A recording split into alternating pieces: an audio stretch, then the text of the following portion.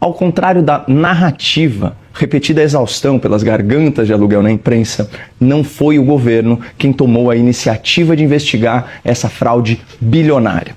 Quem denunciou publicamente o escândalo foi o jornalista Luiz Vassalo, em 27 de março de 2024, que inclusive relatou a relutância do governo em divulgar os dados solicitados. Segundo ele, o aumento injustificável do faturamento dessas associações, desses sindicatos, foi constatado pela Lei de Acesso à Informação, dados que o INSS, de início, se recusou a fornecer. Foram meses de recusa e de recursos. Bom, tem mais. Logo depois da publicação da denúncia no site Metrópolis, a Controladoria Geral da União enviou a seguinte mensagem ao jornalista, aspas, a partir da sua reportagem, abrimos uma investigação preliminar. Mas, pessoal, isso foi no começo de abril do ano passado. De lá para cá, bilhões de reais foram roubados de idosos vulneráveis, mostrando que as instituições, sob comando de Lula e seus apaniguados, foram, na verdade, omissas. Essas instituições foram, no mínimo, negligentes. Eles sabiam das dezenas e dezenas de milhares de processos judiciais contra o INSS, contra os sindicatos, contra as associações. Eles sabiam do desfalque bilionário nas contas públicas, mas eles sabiam que a imprensa sabia. E que, portanto, era impossível abafar o escândalo e não fazer nada. Por isso, ao invés de não fazerem nada, o governo Lula e seus indicados decidiram fazer muito pouco. E só agora, 1 ano e alguns bilhões de reais depois, tomaram a providência mais óbvia, que é afastar algum dos potenciais envolvidos. Mas, enfim, o ponto aqui é o seguinte, todo o mérito pela apuração, pela denúncia dessa fraude bilionária, pertence exclusivamente à imprensa.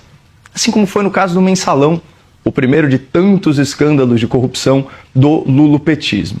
Agora, imaginem que decadente seria a participação presencial do Lula nesse 1º de maio.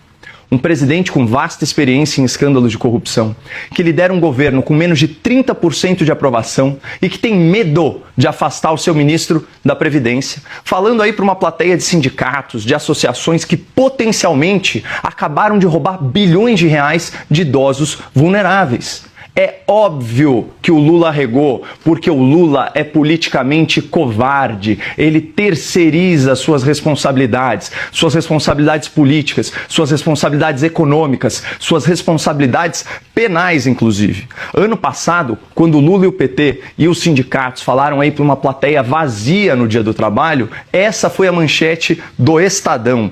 Lula reclama de baixo público em ato do 1º de maio em São Paulo. Evento foi mal convocado. Mal convocado? Será que a militância não sabia que dia 1º de maio é dia de vestir vermelho e comer mortadela? Hein? Claro que sabia. Todo trabalhador sabe que tem festa sindical no 1º de maio e todo trabalhador faz questão de não ir, porque quem trabalha não se sente mais representado pelo PT, pela CUT, pelo peleguismo em geral. Houve um despertar político na sociedade brasileira produtiva.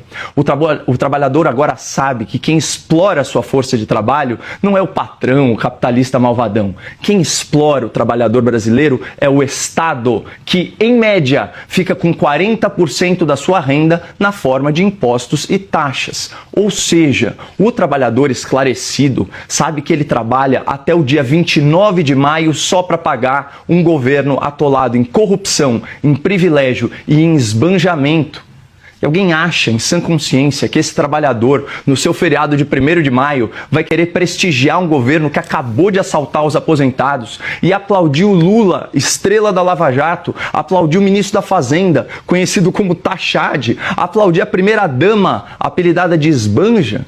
O melhor mesmo para o Lula é botar a culpa nos companheiros do sindicato e faltar à sua própria festa esvaziada.